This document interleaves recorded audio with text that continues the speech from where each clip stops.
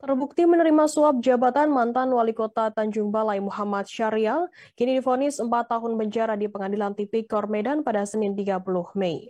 Majelis Hakim yang diketuai Eli Warti menyatakan mantan orang nomor 1 di Tanjung Balai itu terbukti bersalah menerima suap 100 juta rupiah dari mantan Sekretaris Desa Tanjung Balai Yusmada.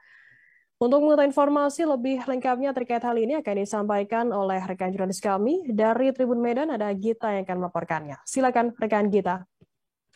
Ya, Firda dan Tribuners dapat diinformasikan bahwa mantan Wali Kota Tanjung Balai Muhammad Syahrial untuk kedua kalinya menjalani sidang vonis terkait tindak pidana korupsi di Pengadilan Negeri Medan. Dalam perkara ini, Syahrial diadili karena terbukti menerima suap jabatan sebesar 100 juta rupiah dari mantan Sekretaris Daerah Tanjung Balai, Yusmada. Dalam atas perbuatannya tersebut, Majelis Hakim yang diketuai Eli Warti kemudian menghukum Syahrial dengan pidana penjara selama 4 tahun, denda 200 juta, subsidiar 3 bulan kurungan. Tidak hanya itu, Majelis Hakim juga menghukum Syahrial dengan pidana tambahan, yakni pencabutan hak pilih selama 2 tahun. Majelis Hakim dalam amarnya menuturkan adapun hal yang memberatkan perbuatan terdakwa Syahrial tidak mendukung program pemerintah dalam memberantas tindak pidana korupsi, sebab terdakwa Syahrial sudah 2 kali disidang perkara korupsi di Pengadilan Negeri Medan. Sementara hal yang meringankan, terdakwa mengakui serta menyesali perbuatannya. Tidak hanya itu, Majelis Hakim juga menolak justice kolaborator yang diajukan oleh terdakwa Syahrial melalui penasihat hukumnya.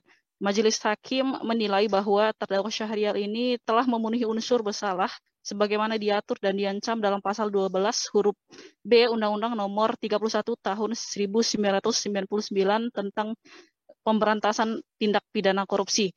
Usai sidang, tim Jaksa Penuntut Umum KPK Zainal Abidin menilai bahwa vonis majelis hakim tersebut sudah memenuhi 2/3 dari tuntutan jaksa, yang mana sebelumnya JPU KPK telah menuntut terdakwa Syahrial dengan pidana penjara selama 4 tahun dan 6 bulan, denda 200 juta dan subsidiar 4 bulan kurungan. Selain itu, Jaksa Penuntut Umum dari KPK juga menuntut supaya terdakwa Syahrial dicabut hak pilihnya selama 3 tahun. Atas putusan tersebut, JPU KPK belum dapat menentukan sikap apakah akan mengajukan banding ataupun terima dengan putusan tersebut. Namun dikatakan jaksa bahwa apabila nantinya terdakwa merasa keberatan dan akan mengajukan banding atas putusan tersebut, maka tim JPU KPK akan sama juga mengajukan banding atas putusan tersebut. Perlu diinformasikan juga bahwa ini kali keduanya mantan Wali Kota Tanjung Balai diadili terkait perkara korupsi. Yang mana yang pertama pada saat itu terdakwa Syahrial diadili karena terbukti melakukan suap dengan penyidik KPK Stepanus Robin Parjuju, sehingga Majelis Hakim Pengadilan Negeri Medan kemudian menjatuhkan terdakwa Syahrial dengan pidana penjara selama 2 tahun. Atas putusan tersebut, Muhammad Syahrial tidak mengajukan banding dan menerima putusan tersebut, sehingga status terdakwa Syahrial saat ini yakni narapidana tindak pidana korupsi. Demikian, Firda. Ya baik, terima kasih rekan Gita dari Tribun Medan atas laporan Anda. Selamat bertugas kembali. Dan Tribuners, akan kami tampilkan wawancara yang tadi sudah diimbun oleh rekan Gita dari Jaksa Penuntut Umum KPK Zainal Abidin. Berikut liputannya untuk Anda.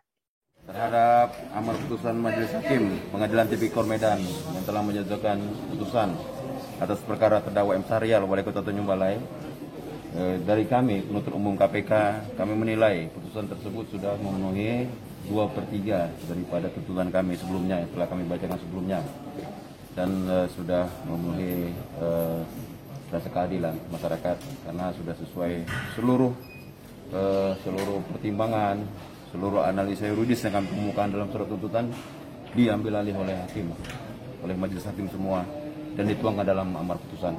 Jadi tidak akan banding atau kita lihat karena ada masalah, ini ada masa berpikir 7 hari. Kita lihat apakah terdakwa dan penasihat hukum akan mengajukan banding atau tidak. Apabila terdakwa dan penasihat hukum mengajukan banding, maka kita juga akan banding. dendanya udah pas 200 juta. Denda 200 juta rupiah. Sesuai dengan ini kita. Iya, 200 juta rupiah. Jadi kita lihat sebelumnya berapa, Bang? 4 tahun 6 bulan. Dari kami 4 tahun 6 bulan dan denda sama 200 juta rupiah. Benar. Ya, kami Kami sangat mengapresiasi putusan Majelis Hakim terhadap perkara ini. Sebagaimana yang telah sampaikan sebelumnya, kami sangat mengapresiasi putusan Majelis Hakim dalam perkara ini karena seluruh pertimbangan hukum, fakta hukum yang kami uraikan di dalam analisis juridis kami semua diambil alih oleh Majelis Hakim dalam menjatuhkan amar putusan dalam perkara ini. Begitu. Terima kasih sudah nonton. Jangan lupa like, subscribe, dan share ya.